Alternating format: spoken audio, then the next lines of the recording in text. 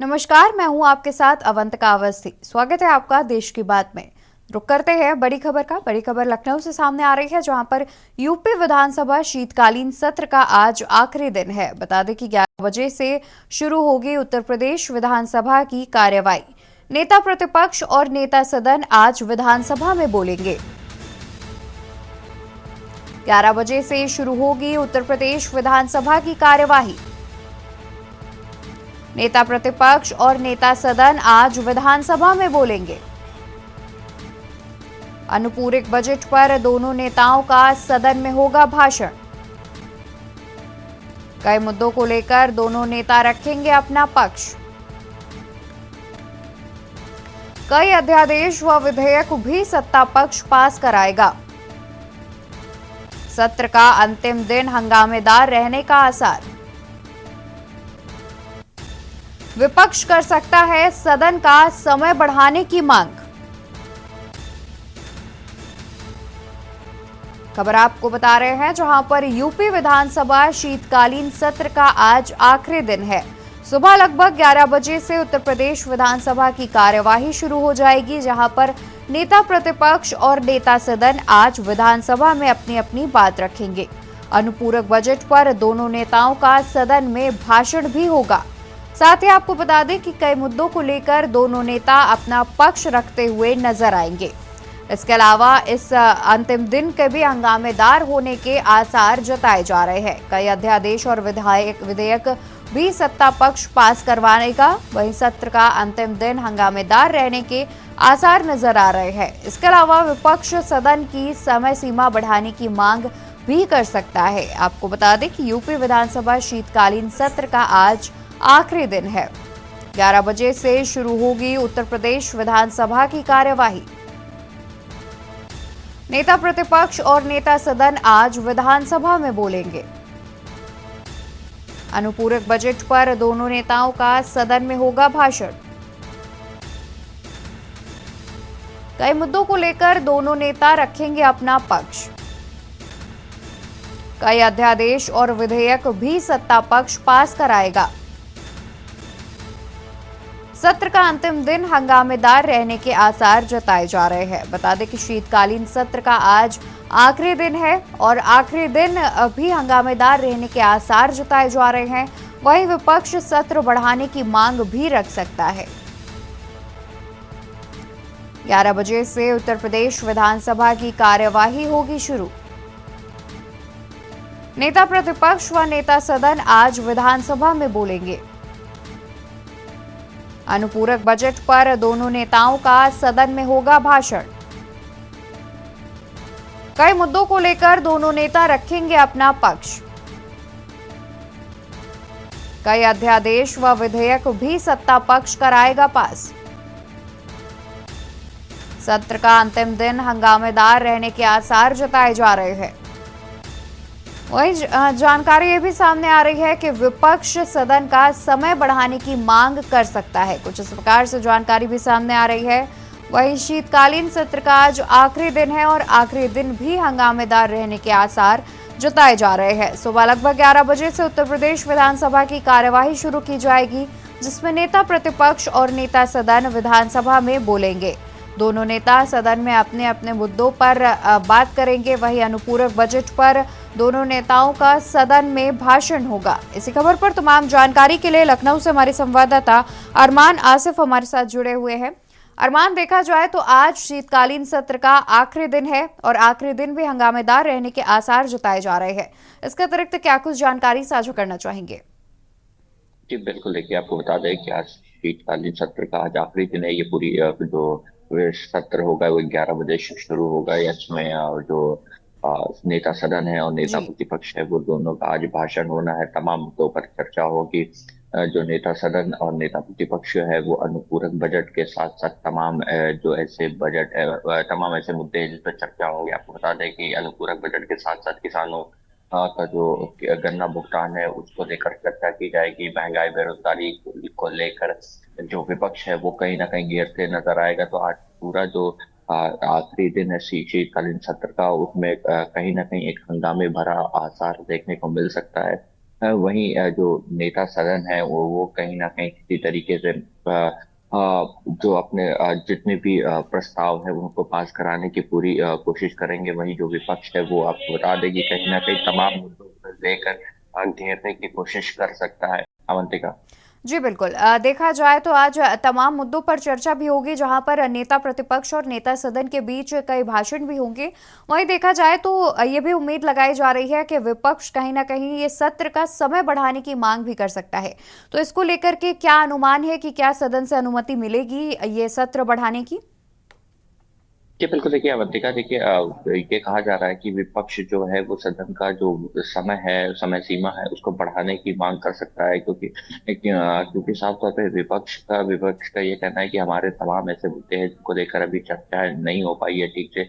विपक्ष जो है वो लगातार सरकार को जो इस सदन में घेरने की कोशिश किया है। ये आपको जब से शीतकालीन सत्र शुरू हुआ था, शुरुआती दिन से ही देखा गया था कि जो समाजवादी पार्टी के जो विधायक थे वो तख्तियां लेके उस पे सरकार विरोधी नारे लेके जो चौधरी चरण सिंह की प्रतिमा उसको लेके उसके सामने बैठे थे। तमाम जो सरकार को कई मुद्दे ऐसे थे जिसको लेकर सरकार को घेरने की कोशिश की थी। विपक्ष का सबसे अहम मुद्दा था वो महंगाई, बेरोजगारी। और कहीं ना कहीं अब तो ये भी कहा जा रहा है कि सदन में जो जातिगत जनगणना है उसको लेकर भी चर्चा हो सकती है। क्योंकि बीते दिन केशव प्रसाद मौर्य ने भी जातिगत जनगणना को लेकर ये कह दिया है कि अ, हमारी सरकार खुद जातिगत जनगणना कराना चाह रही है, जिसको लेकर कहीं ना कहीं विपक्ष भी आक्रामक हो गया है। क्योंकि विपक्ष का भी साफ तौर पे ये कहना था कुछ दिन पहले कि एक चुनाव आने दीजिए, खुद भाजपा जातिगत जनगणना के फेवर में आ जाएगी। क्योंकि जब से बिहार की जातिगत जनगणना सामने आई थी उसके बाद से लगातार जो विपक्ष था वो सरकार को घेरते नजर आ रहा था। वही यही कहा जा रहा था कि सदन में जो अनुपूरक बजट हो गया, किसान के मुद्दे हो गए, और अब जातिगत जनगणना को भी लेकर वो सत्र में ये शीतकालीन जो सत्र है उसमें चर्चा हो सकती है। कौन? जी अरमान, देखा जाए तो साथ ही सदन में जो नेता प्रतिपक्ष हैं वो कई अहम मुद्दों को लेकर के जो सत्ता पक्ष है उसको घेरते हुए नजर आ रहे हैं। तो कहीं पर जैसे कि आपने बताया कि किसान एक अहम मुद्दा है, किसानों के गन्ना भुगतान का। तो वही दूसरी तरफ कानून व्यवस्था और डेंगू के जो मरीज बढ़ रहे हैं वो भी कहीं ना कहीं एक बढ़ती हुई चिंता है, जिसको लेकर के नेता प्रतिपक्ष ने सदन में सत्ता पक्ष को घेरा था। तो इस पर काफी वार पलटवार की स्थिति भी देखने को मिली थी। क्या इसके बाद आज भी अनुमान लगाया जा रहा है कि इसी प्रकार के कोई मुद्दे जो हैं वो नेता प्रतिपक्ष के द्वारा या फिर विपक्ष के द्वारा उठाए जा सकते हैं? जी बिल्कुल। देखिए इससे पहले डिप्टी सीएम के वो ब्रजेश पाठक ने तो लेकर अखिलेश यादव ने खुद वो उनको घेरने की कोशिश की थी। तमाम ऐसे मुद्दे थे स्वास्थ्य व्यवस्था को लेकर जिसपे अखिलेश यादव ने सरकार को घेरा था। अखिलेश यादव ने साफ जो इससे पहले एक सांसद का बेटा जो पीजीआई में जिसकी मृत्यु हो गई जी। थी इलाज ना मिलने की वजह से, उसको लेकर सरकार को घेरा था। वहीं डेंगू के तमाम ऐसे मुद्दे थे जो अस्पतालों में बेड नहीं मिल रहे थे, जो डेंगू से मौतें हुई और डेंगू जिस तरीके से फैल रहा था उसको लेकर अखिलेश यादव ने खुद डिप्टी सीएम केशव प्रसाद मौर्य के साथ साथ सरकार को घेरा था। क्योंकि डिप्टी सीएम के पास ही स्वास्थ्य विभाग भी है। तो और एक जो विपक्ष है उसको कहीं ना कहीं एक अहम मुद्दा भी इसको लेकर मिल गया था, इसको लेकर सरकार को घेरा था।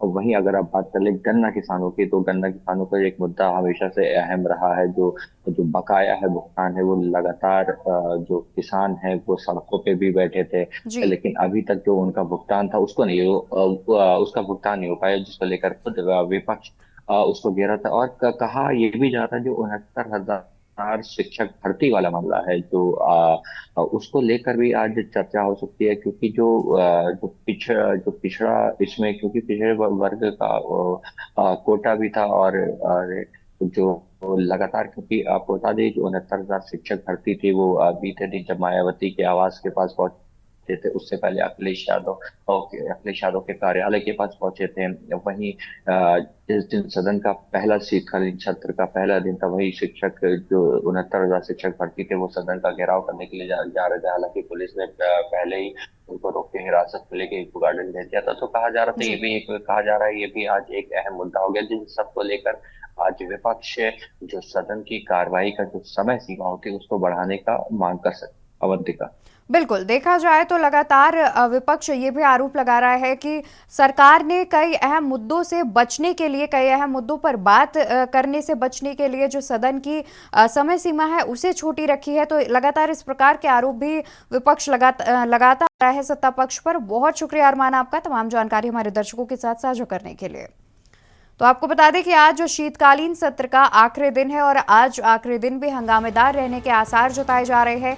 आज नेता प्रतिपक्ष और नेता सदन दोनों ही अपना भाषण देंगे सदन में और तमाम अहम मुद्दे हैं जिन पर वार पलटवार की स्थिति भी देखी जा सकती है। वहीं अगर कई मुद्दों की बात करें तो विपक्ष के पास कई ऐसे अहम मुद्दे हैं जिनको लेकर के वो सरकार को घेर सकती है, जिसमें मुख्य रूप से किसानों का गन्ना भुगतान और जो शिक्षकों की भर्ती है और साथ ही डेंगू का, ऐसे कई अहम मुद्दे हैं जिनको लेकर के जो विपक्ष है वो सरकार को घेरती हुई नजर आएगी। आगे बढ़ेंगे खबरों में, उससे पहले यहाँ रुकेंगे एक छोटे से ब्रेक के लिए। आप देख रहे हैं के न्यूज, खबरों का सारथी। ब्रेक से वापस आ गए हैं, रुक कर लेते हैं खबरों की ओर। खबर आपको बताते हैं जहां हाईकोर्ट में न्यायिक कार्य नहीं करेंगे अधिवक्ता। आज लखनऊ बेंच के अधिवक्ता करेंगे कार्य का बहिष्कार। क्षेत्राधिकार बढ़ाने की मांग को लेकर किया जाएगा सम्मेलन। खबर आपको राजधानी लखनऊ से बता दें जहां पर आज लखनऊ बेंच के अधिवक्ता करेंगे कार्य बहिष्कार। क्षेत्राधिकार बढ़ाने की मांग को लेकर करेंगे सम्मेलन। आज अवध बार एसोसिएशन में होगा सम्मेलन। अवध बार एसोसिएशन में सम्मेलन का आयोजन किया जाएगा। आज लखनऊ बेंच के अधिवक्ता करेंगे कार्य बहिष्कार। क्षेत्राधिकार बढ़ाने की मांग को लेकर सम्मेलन करते नजर आएंगे अधिवक्ता। वहीं आज अवध बार एसोसिएशन में भी होगा सम्मेलन। वहीं बरेली मंडलों के केसों को हाईकोर्ट से जोड़ने की मांग को लेकर कार्य बहिष्कार करते नजर आएंगे अधिवक्ता। हाईकोर्ट में न्यायिक कार्य नहीं करेंगे अधिवक्ता। खबर आपको राजधानी लखनऊ से बता दें जहां पर आज लखनऊ बेंच के अधिवक्ता कार्य बहिष्कार करेंगे। क्षेत्राधिकार बढ़ाने की मांग को लेकर अधिवक्ता करेंगे सम्मेलन। आज अवध बार एसोसिएशन में सम्मेलन का आयोजन किया जाएगा। आज लखनऊ बेंच के अधिवक्ता करेंगे कार्य बहिष्कार। क्षेत्राधिकार बढ़ाने की मांग को लेकर करेंगे सम्मेलन। आज अवध बार एसोसिएशन में होगा सम्मेलन का आयोजन। वहीं कानपुर बरेली मंडलों के केसों को हाईकोर्ट से जोड़ने की मांग को लेकर कार्य बहिष्कार करते नजर आएंगे। आज लखनऊ बेंच के अधिवक्ता करेंगे कार्य बहिष्कार।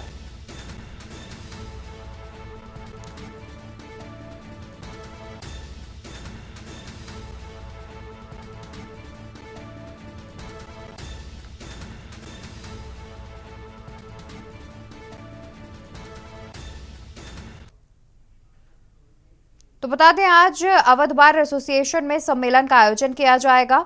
और इसी बीच आगरा से खबर मिल रही है, आगरा से खबर सामने आ रही है जहां पर आगरा में इनकम टैक्स की छापेमारी। आगरा में इनकम टैक्स की छापेमारी। मुंशी पन्ना के ठिकानों पर आईटी की टीम कर रही है छापेमारी।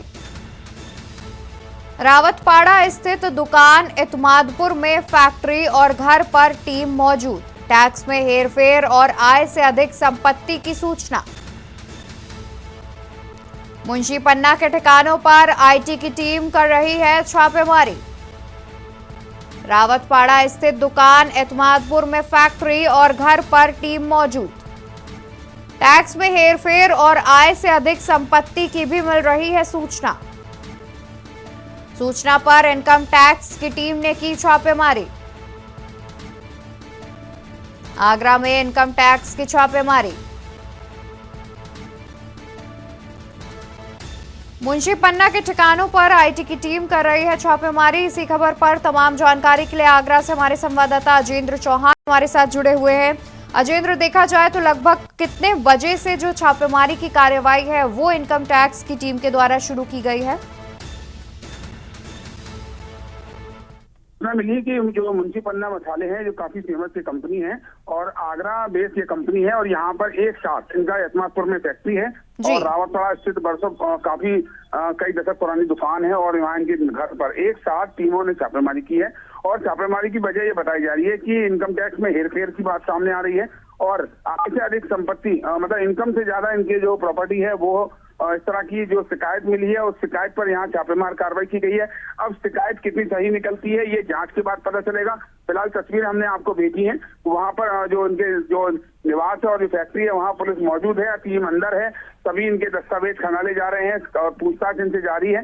जब इनकम टैक्स की टीम की जो पूछताछ हो जाएगी अवंतिका, उसके बाद ही हम कह सकते हैं कि क्या यहाँ पर निकला। लेकिन फिलहाल ये बात तय है कि यहाँ पर कुछ ना कुछ टैक्स के भरने में हेरफेर की बात सामने आई है या जो कह सकते हैं कि जिस तरह से जो शिकायत की गई है तो शिकायत के आधार पर यहाँ कार्रवाई की गई है। जी अजेंद्र जी, देखा जाए तो घर पर, फैक्ट्री और दुकान, इन सभी जगहों पर टीम मौजूद है। इसके अलावा भी क्या कोई अन्य ऐसा ठिकाना है जहां पर टीम मौजूद हो? देखिए अवंतिका, अभी तक जो सूचना मिली है वो यही है कि आगरा के एतमादपुर जो फिरोजाबाद रोड है वहाँ इनकी एक बड़ी फैक्ट्री है जहाँ पर मसाले पैक होते बनते हैं। दूसरा इनके जो रावतवाड़ा है, ये सबसे पहली इनकी दुकान थी जो शुरुआत में जब इस दुकान की शुरुआत हुई यहाँ से हुई थी और उसके घर पर अभी तक जो सूचना है वो 3 जगह पर जो इनकम टैक्स डिपार्टमेंट की टीम है वो यहाँ पर आई है, ये सूचना मिली है और यहाँ पर मौजूद है। वो तस्वीरें हमने भेजी हैं और लेकिन जांच के बाद स्पष्ट कह सकेंगे कि आखिर क्या गलतियां निकलती हैं, कितना टैक्स की चोरी की गई है, ये सब इनकम टैक्स के डिपार्टमेंट की टीम है, उस टीम के जांच करने के बाद ही कहा जा सकता है। जी बिल्कुल, बहुत शुक्रिया अजेंद्र जी आपका तमाम जानकारी हमारे दर्शकों तक पहुंचाने के लिए। तो ये थे हमारे ब्यूरो चीफ अजेंद्र चौहान जिन्होंने हमें अतिरिक्त जानकारी दी। उनका अभी सूत्रों के हवाले से जितनी खबर निकलकर सामने आ रही है उसके अनुसार आईटी की जो टीम है वो पहुंची हुई है, तमाम ठिकाने हैं, घर, दुकान और फैक्ट्री में टीम मौजूद है और छानबीन कर रही है। ये बात सामने आ रही है, मुंशी पन्ना के ठिकानों पर छापेमारी कर रहे हैं। ये बात सामने आ रही है कि आय से अधिक संपत्ति को लेकर के, साथ ही टैक्स समय से न जमा करने और टैक्स चोरी की बात को या हेरफेर की बात को लेकर के जो इनकम टैक्स की टीम है वो छापेमारी करने इन ठिकानों पर पहुंची हुई है। फिलहाल क्या कुछ ये जो छापेमारी की जा रही है और जो ये आरोप लगाए जा रहे हैं कि आय से अधिक संपत्ति और टैक्स की हेरफेर की, ये पूरी तरीके से सही है या नहीं, ये तो छापेमारी की कार्रवाई के बाद ही पता चलेगा। फिलहाल आपको बता दें कि लगातार तीनों ठिकानों पर इनकम टैक्स की टीम पहुंची हुई है, छापेमारी लगातार कर रही है। क्या कुछ निकलकर सामने आता है वो तो बाद में ही पता चल सकेगा।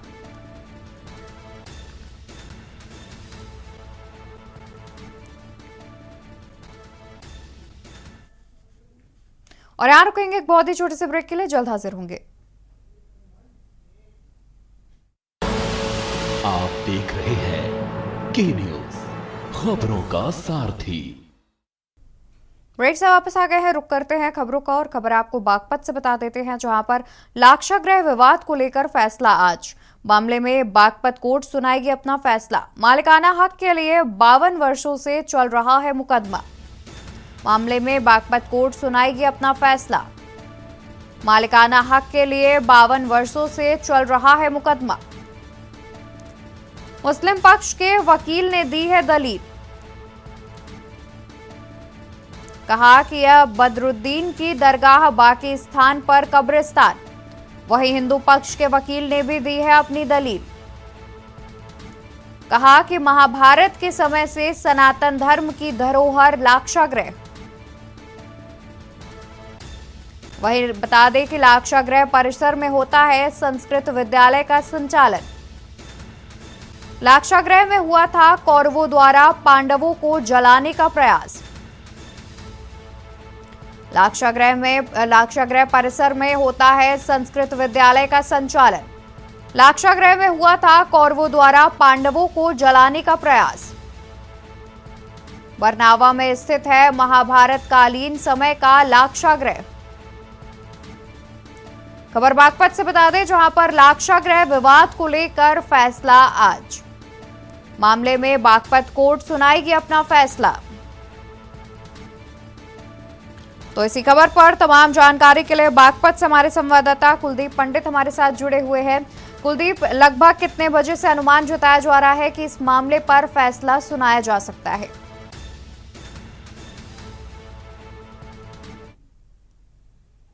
अनम्यूट कर लीजिए कुलदीप। जी अवंतिका, आपको बता दूं कि बागपत के बरनावा में स्थित लाक्षागृह पर 52 वर्षों से मालिकाना हक पाने के लिए विवाद चल रहा है, जिसमें आज लगभग 3 से 4 बजे तक जो बागपत जिला एवं सत्र न्यायालय है वो अपना फैसला सुनाएगी। दोनों को की दलीलें सुनने के बाद कोर्ट ने जो है अपना उसका जो फैसला है वो अपने पास सुरक्षित रख लिया है और उसको 4 बजे के करीब सुनाया जाएगा। हालांकि इस चीज को लेकर पहले से ही यहाँ पर जो है बंदोबस्त किए जाते हैं, सुरक्षा व्यवस्था के बंदोबस्त यहाँ पर पूरी तरीके से व्यवस्था चाक चौबंद की जाती है और जो आने जाने वाले जो न्यायालय में जाने वाले लोग हैं उनकी भी सघन तलाशी की जा रही है। इसके साथ साथ यहाँ पर पहले से ही दोनों पक्षों की जो निगाहें हैं वो आज के फैसले पर टिकी हुई है। जी अवंतिका, बिल्कुल, देखा जाए तो इस मामले पर जो है बताया जा रहा है कि लगभग 52 सालों से मुकदमा चल रहा है और इसके बाद आज फैसला आने की उम्मीद जताई जा रही है, जहां पर दोनों पक्ष अपनी अपनी दलीलों को लेकर के तैयार हैं, अपनी अपनी दलीलें पेश करने के लिए तैयार है। तो देखा जाए क्या अनुमान जताया जा रहा है, क्योंकि आपने जैसा बताया कि सिक्योरिटी का काफी ध्यान रखा जाता है, जो कोर्ट परिसर में आता है उसकी सघन तलाशी ली जाती है। इसके अलावा क्या कुछ तैयारियां की जाती हैं प्रशासन के द्वारा? जी अवंतिका, मैं एक चीज और बताना चाहूंगा पूरे मामले में। जो वादी पक्ष के जो अधिवक्ता थे शाहिद अली, उन्होंने अपनी दलील में कहा था कि ये बदरुद्दीन की दरगाह है और बाकी स्थान पर कब्रिस्तान बना हुआ है। हालांकि जो प्रतिवादी पक्ष के अधिवक्ता है रणबीर सिंह, उन्होंने साफ तौर पर जो अपनी दलील दी है, दलील में साफ तौर पर उन्होंने कहा कि ये लाक्षागृह है और यहाँ पर कौरवों द्वारा पांडवों का वध करने के लिए एक साजिश रची गई थी और यहाँ पर जो गुफा है वो आज भी गुफा है यहाँ पर, और पर्यटक स्थल भी यहाँ पर है जहाँ बहुत दूर दराज से काफी लोग जो है वो यहाँ पर आते हैं, घूमने के लिए आते हैं और यहाँ पर देखते हैं कि जिस तरह से वो गुफा है, गुफा के रास्ते से जो पांडव थे वो बचकर निकले थे यहाँ से, वो गुफा आज भी यहाँ पर मौजूद है और 254 बच्चे यहाँ पर शिक्षा ग्रहण कर रहे हैं। संस्कृत विद्यालय का यहाँ पर लगातार संचालन हो रहा है। इसके साथ साथ जैसे ही यहाँ पर जो पुलिस चौकी है, पुलिस चौकी वहीं पर बनाई गई है, सुरक्षा को लेकर बंदोबस्त सुबह से ही यहाँ पर जो है भारी फोर्स तैयार रहता है। हालांकि इस संबंध में जब हमारी पुलिस अधीक्षक अर्पित विजयवर्गीय से बात हुई तो उन्होंने साफ तौर पर कहा कि जो आज फैसला आने वाला है उसको लेकर सुरक्षा के पुख्ता इंतजाम यहाँ पर किए गए हैं, चाक चौबंद व्यवस्था यहाँ पर की गई है और इसके साथ साथ सभी जो लोग संदेह में आते हैं या मान लीजिए जिस पर जो संदिग्ध वाहन है या संदिग्ध लोग हैं, उन लोगों को भी चिन्हित किया जा रहा है। कैमरे की दृष्टि में सब लोगों का जो है आज ये फैसला सुनाया जाएगा। जी तो यानी कि देखा जाए आज फैसला सुनाया जाएगा लगभग शाम करीब 4 बजे के आसपास। तो उसको लेकर के प्रशासन ने भी काफी तैयारियां पूरी कर ली है। ये भी जानना चाहेंगे कि क्या इस दौरान जो लाक्षागृह आने वाले जो दर्शक या जो पर्यटक हैं जो लाक्षागृह आते हैं, तो क्या उनके लिए वो खुला रहेगा या फिर वहां पर भी बंद रखा जाएगा उसे? नहीं अवंतिका, आज मैं बता दूं, आज वहां पूरी तरीके से बैरिकेटिंग कर दी गई है, आज वो बंद रहेगा पूरी तरीके से और इसमें फैसला आने के बाद ही वहां पर पर्यटकों को जाने की अनुमति दी जाएगी। हालांकि फोर्स वहां पर मौजूद रहेगा और इसके साथ साथ यहाँ पर जो लाक्षागृह के साथ साथ यहाँ पर व्यवस्था जो बनाई गई है उसमें भी पुलिस जो है वहां पर भी पुलिस ने बैरिकेटिंग की है, पुलिस वहां पर भी मौजूद रहेगी। जी बिल्कुल, देखा जाए तो यानी कि प्रशासन ने सुरक्षा के काफी कुछ पुख्ता इंतजाम किए हुए हैं, जहां पर लाक्षागृह के साथ साथ जो है न्यायालय में भी काफी ज्यादा सुरक्षा बरती गई है और देखा जाए तो लोगों की चेकिंग करके ही उन्हें न्यायालय परिसर में अंदर आने दिया जा रहा है। बहुत शुक्रिया कुलदीप आपका तमाम जानकारी हमारे दर्शकों तक पहुंचाने के लिए। तो आपको बता दें कि आज लाक्षागृह पर फैसला आ सकता है। लाक्षागृह का ये विवाद जो है वो करीब 52 साल पुराना बताया जा रहा है, जिसको लेकर के आज शाम 4 बजे के करीब इस पर फैसला सुनाया जाएगा। और यहाँ रुकेंगे एक छोटे से ब्रेक के लिए। ब्रेक के बाद आप आगे की खबरें देखिए हमारे सहयोगी गरिमा वाजपेयी के साथ। आप देख रहे हैं के न्यूज, खबरों का सारथी। ब्रेक के बाद देश की बात में आप सभी का स्वागत है। मैं हूं आपके साथ गरिमा वाजपेयी। खबरों का सिलसिला आगे बढ़ाएंगे। वाराणसी से बड़ी जानकारी आपको बताते हैं। ज्ञानवापी श्रृंगार गौरी की नियमित पूजा की सुनवाई की बात सामने आई। मामले में आज सुप्रीम कोर्ट करेगा सुनवाई। हाईकोर्ट के फैसले के खिलाफ मुस्लिम पक्ष ने दायर की याचिका और विरोध पक्ष का भी बात सामने रखी जाएगी। ये बड़ी जानकारी आपको हम बता रहे हैं। आम जानकारी आपको हम बता दें वाराणसी से, जहां पर विरोधी खेमे का पक्ष भी रखा जाएगा। ये बड़ी जानकारी आपको हम बता रहे हैं। वाराणसी से ज्ञानवापी श्रृंगार गौरी के नियमित पूजा पर सुनवाई की बात सामने आई है। तो यह अहम खबर और मामले की आज सुप्रीम कोर्ट सुनवाई करेगा। तो सुप्रीम कोर्ट करेगा आज पूरे मामले की सुनवाई। फिलहाल ये बड़ी जानकारी आपको बता रहे हैं। हाईकोर्ट के फैसले के खिलाफ मुस्लिम पक्ष ने दायर की याचिका। तो हाईकोर्ट के फैसले के खिलाफ मुस्लिम पक्ष ने याचिका दायर की है। ये अहम खबर आपको हम बता रहे हैं और विरोध का पक्ष भी रखा जाएगा। फिलहाल इस वक्त की बड़ी जानकारी आपको हम बता दें।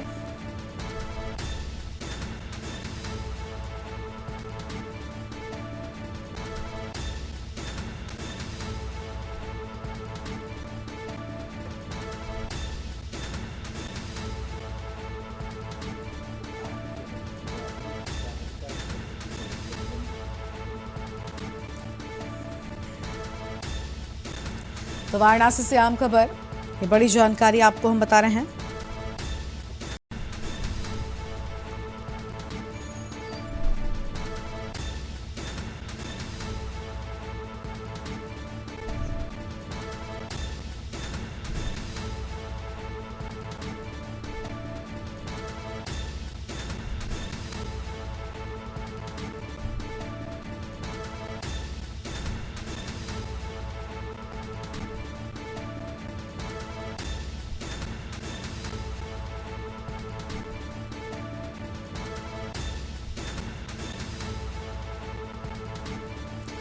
तो विरोधी खेमे का पक्ष भी रखा जाएगा, ये बड़ी जानकारी आपको हम बता दें इस वक्त की आम खबर।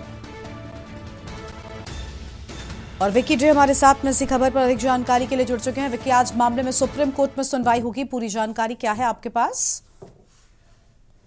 जी बिल्कुल गरिमा, आपको बता दें श्रृंगार गौरी नियमित दर्शन पूजन को लेकर आज जो है सुप्रीम कोर्ट में सुनवाई होनी है। आपको बता दें ज्ञान वापी से जुड़े लगातार जो सुनवाई हो रही है, इसी क्रम में जो है आज सुप्रीम कोर्ट में सुनवाई होनी है। और सबसे पहले जो आज मुस्लिम पक्ष को सुना जाएगा। इसमें 3 मामले हैं मुस्लिम पक्ष ने अपनी याचिका में रखी है। पहला जो है सर्वे के दौरान जो कोर्ट कमिश्नर की नियुक्ति की गई थी और कार्बन डेंटिंग को लेकर जो सर्वे और कार्बन डेंटिंग के खिलाफ इन्होंने चुनौती दी है, उनके लिए। तो आपको बता दें 17 सितंबर को जिला अदालत द्वारा इसको यहाँ पे जिला अदालत में दिया गया था कि ये मामला सुनने योग्य है कि नहीं पौष्टिकता को लेकर, तो उनके द्वारा आदेश दिया गया था। जिसके बाद मुस्लिम पक्ष जो है हाईकोर्ट का रुख किया। हाईकोर्ट से भी उनको फटकार मिली, इसकी याचिका को खारिज कर दिया कि फैसला सुनने योग्य है। जिसके बाद आज जो है हाईकोर्ट के फैसले को चुनौती देते हुए सुप्रीम कोर्ट का रुख किया है मुस्लिम पक्ष ने। वहीं आज इस मामले में सुनवाई होनी है, क्योंकि माँ श्रृंगार गौरी जो एक ऐसा मंदिर है वहाँ पे जहाँ पे वर्ष में केवल एक ही दिन दर्शन होते हैं, वो चैत्र नवरात्र के चतुर्थी दिन। तो इसी को लेकर जो है हिंदू पक्ष के लोग जो है यहाँ के विचार वादिनी है रेखा पाठक, मंजू व्यास, सीता साहू और लक्ष्मी देवी। बिल्कुल साफ तौर पर देखिए इस पूरे मामले में सुनवाई की बात सामने आई है विक्की, लेकिन जिस तरीके से इस पूरे मामले में लगातार सुनवाइयां हो रही हैं, अभी मुस्लिम पक्ष ने भी याचिका दायर की थी और हाईकोर्ट के फैसले के खिलाफ ही मुस्लिम पक्ष की जो याचिका थी उस पर सुनवाई होने की बात सामने आई है। क्या लगता है मुस्लिम पक्ष को क्या राहत मिल सकती है, क्योंकि मामले में सुनवाइयां लगातार तेजी के साथ में हो रही है?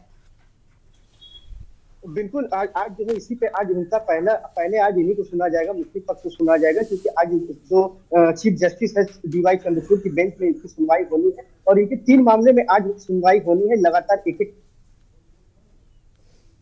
कोर्ट कमिश्नर की कार्रवाई को लेकर है। दूसरा जो है वजू टैंक के खिलाफ जो है वजू टैंक को लेकर जिस वहाँ पे आर्कियोलॉजिकल सर्वे किया जा रहा है उसको लेकर है। तीसरा जो है मेंटल लिबर्टी को लेकर है। तो ये 3 मामले हैं जिसको लगातार एक एक करके आज इसको सुना जाएगा। वहीं मुस्लिम पक्ष जो है इस पे याचिका को चुनौती देते हुए जो हाईकोर्ट की फैसले को चुनौती दिया है, इस पे भी आज जो है सुना जाएगा। जी बिल्कुल साफ तौर पर दोनों ही मामलों का पक्ष जो है वो भी सुना जाएगा, दोनों ही पक्षों की बात रखी जाएगी और क्या कुछ फैसला होता है उस पर नजर बनाए रखिएगा। आपके पास लौटेंगे, फिलहाल के लिए आपका शुक्रिया। तो यह हम जानकारी आपको बता दें जहां पर आज सुप्रीम कोर्ट पूरे मामले में सुनवाई करेगा। हाईकोर्ट के फैसले के खिलाफ मुस्लिम पक्ष ने दायर की याचिका, तो हाईकोर्ट के फैसले के खिलाफ मुस्लिम पक्ष ने याचिका दायर की। अहम खबर आपको हम बता दें, ये बड़ी जानकारी जहां पर याचिका दायर किए जाने की बात सामने आई है और दोनों ही पक्षों की बात भी सुनी जाएगी।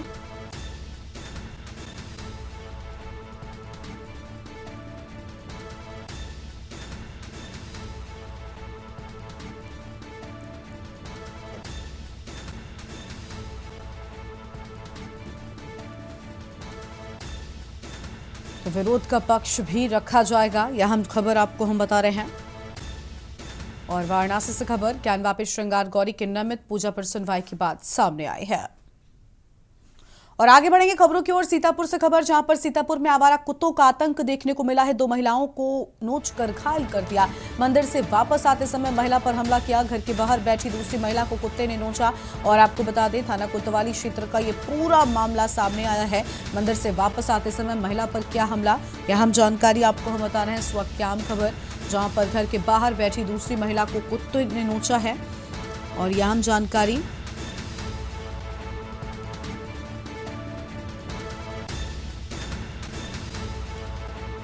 और यह हम खबर आपको हम बता दें,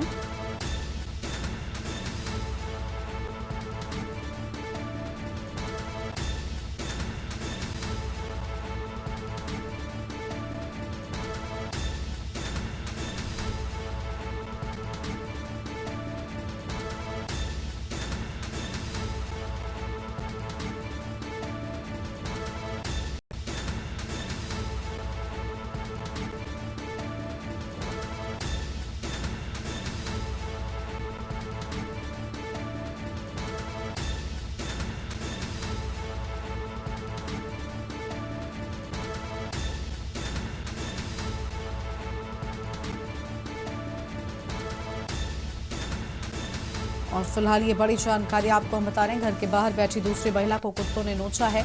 सीतापुर में कुत्तों का आतंक देखने को मिला। 2 महिलाओं को अस्पताल में भर्ती कराया गया है। मंदिर से वापस लौटते वक्त कुत्तों ने उन्हें पर हमला किया था। और आगे बढ़ेंगे खबरों की ओर। मुख्यमंत्री हेमंत सोरेन के निर्देश पर 1 दिसंबर को टनल से बाहर आए 15 मजदूर और उनसे मिलने गए 12 परिजनों को इंडिगो एयरलाइन से वापस लाया जाएगा। मजदूरों की सकुशल वापसी के लिए मुख्यमंत्री के निर्देश पर JAP IT CO Bhuvneshwar Pratap Singh के नेतृत्व में श्रम नियोजन एवं प्रशिक्षण विभाग के 2 पदाधिकारियों को जिम्मेदारी दी गई कि वो आज उत्तराखंड से दिल्ली पहुंचेंगे और कल दिल्ली से रांची लेकर आएंगे। 1 दिसंबर को इंडिगो की फ्लाइट से सभी व्यक्तियों को शाम 8 बजे रांची लाया जाएगा। बता दें कि टनल हादसे के तुरंत बाद ही राज्य सरकार ने तत्परता दिखाते हुए एक टीम घटनास्थल पर भेजी थी।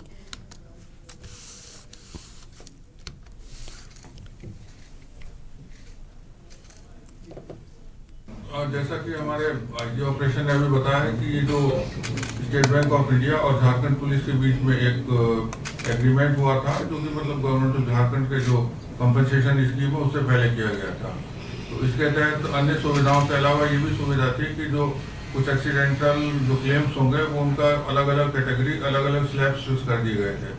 तो आज हम लोग यहाँ पर अनफॉर्चुनेटली वैसे ही एक मौके पर आए हैं जिसमें 14 अगस्त के दिन 2 जो हमारे साथी थे वो शहीद हुए थे। जितने भी जो नक्सल वहाँ पर ऑपरेशन चल रहे हैं उसके ऑपरेशन के दौरान। तो जैसा कि आप लोगों को बताया जा चुका है, जो हमारे सब इंस्पेक्टर थे अमित कुमार तिवारी, उनको इस स्कीम के तहत अभी 25 लाख का जो स्टेट बैंक ऑफ इंडिया की तरफ से वो चेक दिया गया है। तुंगा का क्षेत्र में जो है झारखंड जगवार के सब इंस्पेक्टर अमित कुमार तिवारी और कांस्टेबल गौतम नक्सलियों के साथ मुठभेड़ में शहीद हुए थे। उसके पश्चात डीजीपी महोदय के निर्देश पर झारखंड पुलिस और एसबीआई के द्वारा इस पूरे मैटर को, इस पूरे यानी क्लेम प्रोसेस को एक्सपेडाइट किया गया और आज जो है वो जो कॉम्पेंसेशन दिया जाना है, आज मुख्य रूप से जो हमारे शहीद हैं उनके परिजन आज यहाँ पर उपस्थित है, उन्हें वो कॉम्पेंसेशन पुलिस महानिदेशक महोदय के द्वारा जो है आज दिया जाएगा। और एक ब्रेक के लिए यहाँ पर रुकते हैं, जो लौटेंगे। आप देख रहे हैं के न्यूज, खबरों का सारथी। ब्रेक के बाद आप सभी का स्वागत है। खबर दुमका से है, जहां पर न्यायालय परिसर में झारखंड उच्च न्यायालय के वर्चुअल प्लेटफॉर्म का ऑनलाइन विधिवत उद्घाटन झारखंड उच्च न्यायालय के मुख्य न्यायाधीश संजय कुमार मिश्रा के द्वारा किया गया। दुमका में उच्च न्यायालय का वर्चुअल प्लेटफॉर्म बनने से दुमका से ही वर्चुअल रूप से उच्च न्यायालय में सीधे सुनवाई संभव हो पाएगी। वैसे पक्षकारों के लिए ये सेवा वरदान साबित होगा जो रांची जाकर मामलों की सुनवाई के लिए सक्षम नहीं थे। बता दें चले कि दुमका में बहुत पहले से ही हाईकोर्ट बेंच स्थापना की मांग होती रही है। दुमका में झारखंड उच्च न्यायालय के वर्चुअल प्लेटफॉर्म बन जाने से हाईकोर्ट बेंच स्थापना की ओर एक कदम रखा गया है। झारखंड उच्च न्यायालय के वर्चुअल प्लेटफॉर्म बनने पर यहां के अधिवक्ताओं में काफी खुशी की लहर है।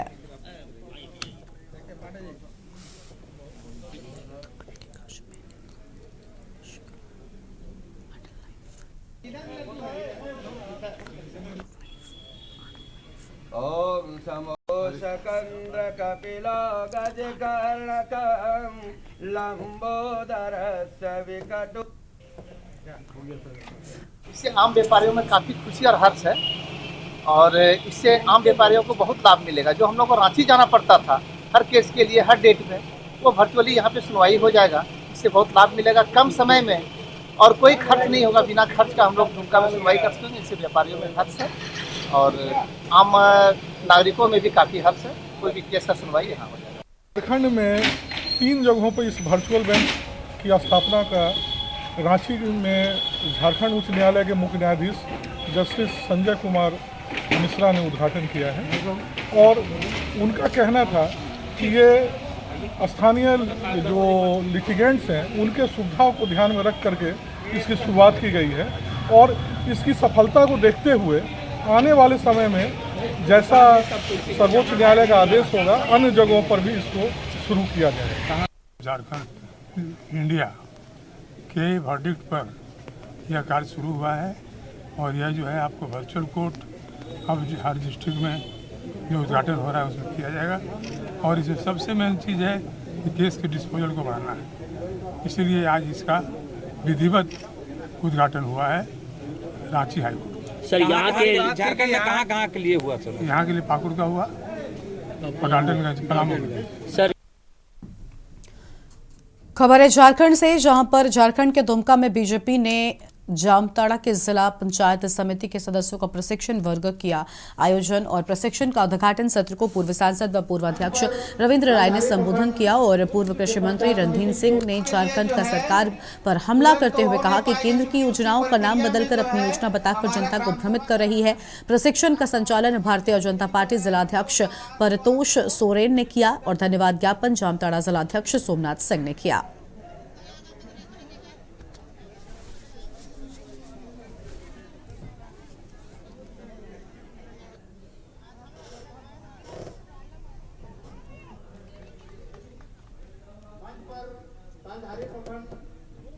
के लिए जो है तुरंत तो हो नहीं पाएगी, क्योंकि उसकी प्रक्रिया में जो है हमारा ग्राम सभा कराना है।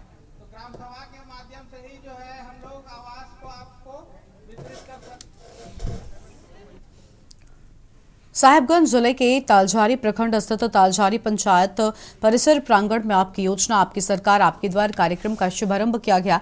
झामुमो के जिलाध्यक्ष मोहम्मद शाहजहां अंसारी ने दीप प्रज्वलित कर कार्यक्रम की शुरुआत की। तो वहीं इस कार्यक्रम के तहत जिलाध्यक्ष ने आदिवासी बहुल इलाकों से आए लोगों के सामने प्रदेश सरकार के महत्वपूर्ण अबुआ आवास योजना व पशुधन योजना सहित कई अन्य जन कल्याणकारी योजनाओं की जानकारी को साझा किया है।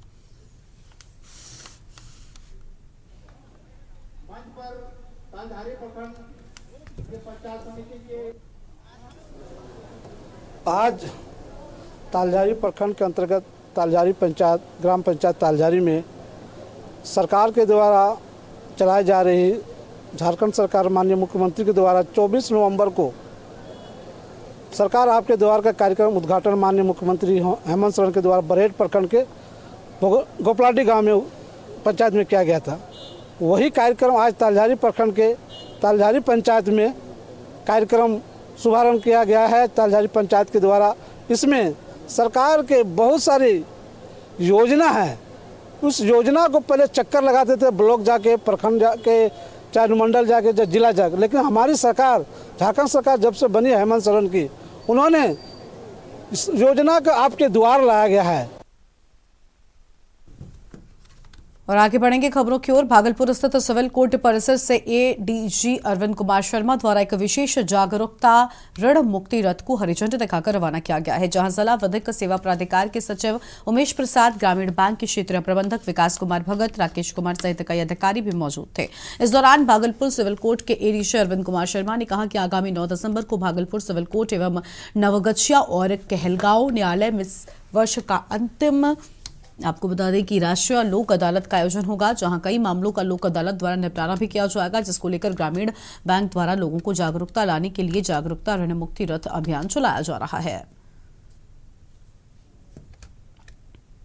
अदालत के माध्यम से उपाय किया गया है। इन्होंने जो है लोक अदालत में ज्यादा से ज्यादा ये सहयोग कर रहे हैं। हमें लोगों से भी यही उम्मीद है कि ज्यादा ज्यादा लोग आएंगे और प्राप्त बैंक के ज्यादा ज्यादा केस को निकाली गई सर आज उद्देश्य क्या है? इसका उद्देश्य है लोगों को अवेयर करना, लोगों तक ये मैसेज पहुंचाना कि जो है लोक अदालत में आइए और बैंक जो है आपका सहयोग करेगा कि उनके साथ जितने भी झगड़े हैं, डिस्प्यूट है, उनको रिजॉल्व करने में करेगा। लोगों में अवेयरनेस का इसका उद्देश्य है। जी खबर है अमरोहा से, जहां पर एजीएम के निर्देश पर अमरोहा मंडी में 10 क्विंटल से अधिक प्रतिबंधित पॉलीथीन को सप्लाई कर रहे युवक को पकड़कर जुर्माना लगाया गया है। तो वहीं एजीएम सुरेंद्र सिंह ने जानकारी देते हुए बताया है कि लगातार सूचना मिल रही थी कि अमरोहा मंडी में प्रतिबंधित पॉलीथीन को सप्लाई किया जा रहा है, जिस पर प्रशासनिक टीम को भेजकर छापेमारी की गई। तो अमरोहा मंडी में प्रतिबंधित 10 क्विंटल से अधिक पॉलीथीन के साथ एक युवक को पकड़ा और उस पर 25,000 का जुर्माना लगाया, साथ ही उसे चेतावनी भी दी गई है।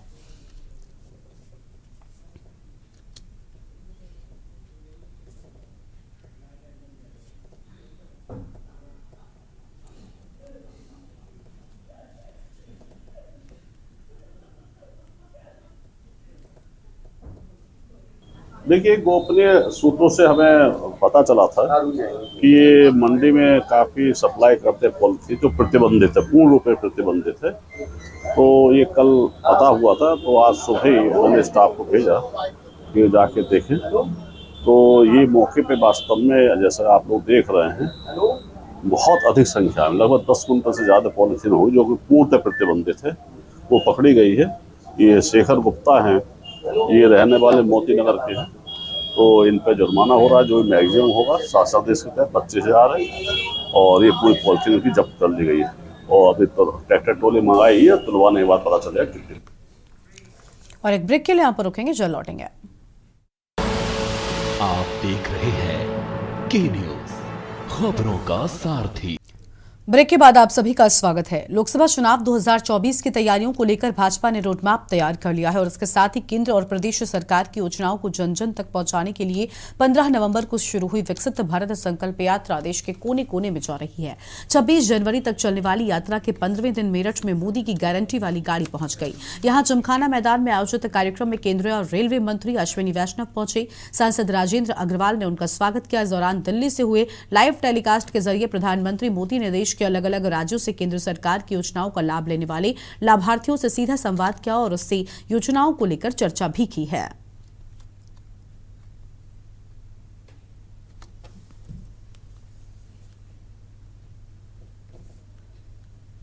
जो सुरक्षा की दृष्टि से, संरक्षा की दृष्टि से, एफिशिएंसी की दृष्टि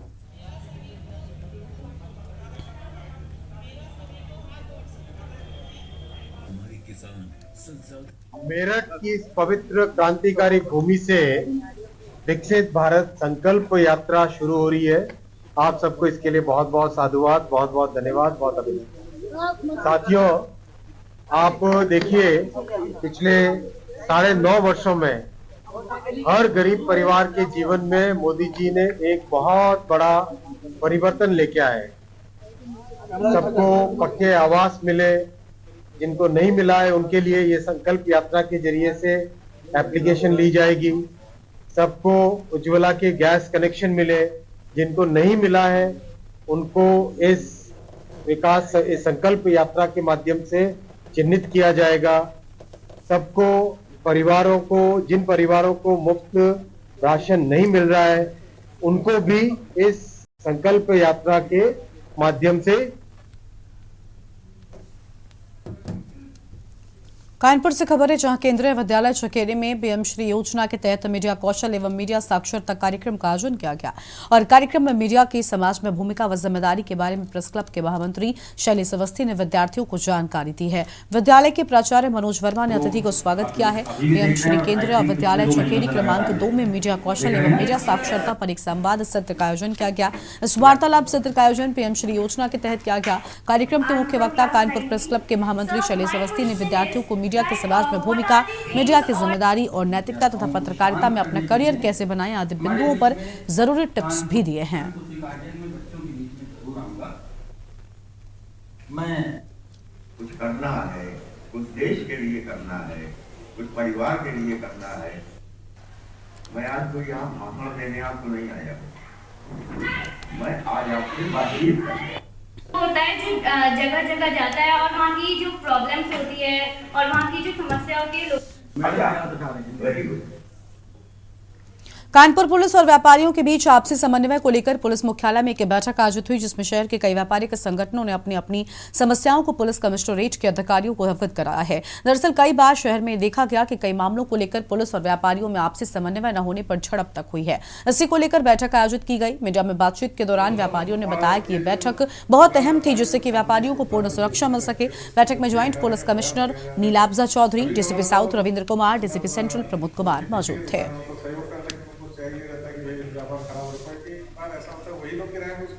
आज ये पुलिस और व्यापारियों के बीच में एक समन्वय समिति की बैठक हुई है, जिसमें ये जानकारी ली गई है कि व्यापारियों को पुलिस से क्या क्या समस्याएं हैं।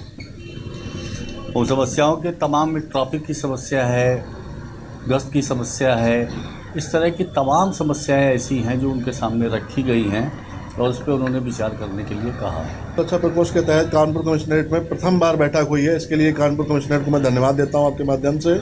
आज विभिन्न ट्रेडरों के व्यापारियों को यहाँ पे आमंत्रित किया गया और ट्रैफिक से रिलेटेड, व्यापार से रिलेटेड जो भी समस्याएं थी यहाँ पे, उन समस्याओं को इन लोगों ने संकलित किया है और हम लोगों को आश्वस्त किया है कि ये समस्याओं को जल्द निदान मिलेगा। बांदा जिले में बदौसा थाना क्षेत्र में नकाबपोश बदमाशों के द्वारा असलहे के दम पर लूट की घटना काफी समय के बाद सामने आई है और जिससे जनपद में एक बार फिर सुरक्षा को लेकर दहशत का माहौल था। लेकिन पुलिस ने 24 घंटे के अंदर बदमाशों का पता लगा लिया और जब उसकी घेराबंदी कर पकड़ने का प्रयास किया तो बदमाशों ने पुलिस पर गोली चला दी। बचाव में पुलिस ने भी गोली चलाई जिसमें एक आरोपी घायल हो गया, फिर पड़ा वहीं दूसरा आरोपी फायरिंग करते हुए फरार हो गया। निशानदेही में बदमाशों ने इस घटना को अंजाम दिया। हालांकि क्या हकीकत है ये पुलिस की पूरी जांच के बाद ही सामने आएगा।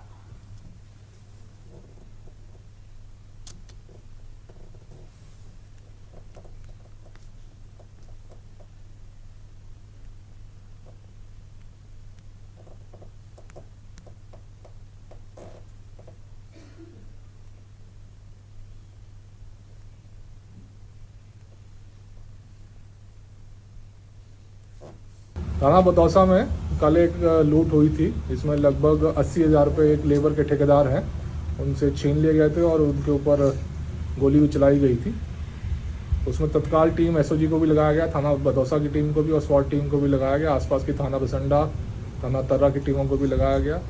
आज चकिया पुल के पास इंफॉर्मेशन मिली कि जिनके द्वारा कल लूट की गई है वो यहाँ से गुजरने वाले हैं। यहाँ कॉम्बिंग की गई, कॉम्बिंग के दौरान उनको रुकने के लिए कहा गया पर उनके द्वारा पुलिस के ऊपर फायरिंग करी गई। अपने बचाव में जो पुलिस के द्वारा फायरिंग की गई उसमें मुठभेड़ में एक व्यक्ति की गोली लगी है जिसका नाम जीतू है और इसका जो साथी है वो अभी रास्ते में जंगल जो खेत लगता है उसमें फरार हो गया। उसके लिए कॉम्बिंग की जा रही है, उसको भी जल्द अरेस्ट किया जाएगा। बहराइच में अपनी मांग को लेकर 40 दिन से धरने पर बैठे धनगर समाज के प्रदर्शन ने बुधवार को विकराल रूप ले लिया। हजारों की संख्या में महिलाएं, बच्चे, धनगर नगर समाज के लोग एकत्रित हुए और हजार भीड़ लाकर उन्होंने जिलाधिकारी कार्यालय का घेराव किया और जमकर नारेबाजी की कि वो अपना प्रमाण पत्र SC/ST में बनवाने को लेकर आंदोलनरत थे। अब उनका ये कहना है कि जब वो तहसील पर अपना प्रमाण पत्र बनवाने जाते हैं तो उनका SC/ST के बजाय OBC में प्रमाण पत्र जारी कर दिया जाता है।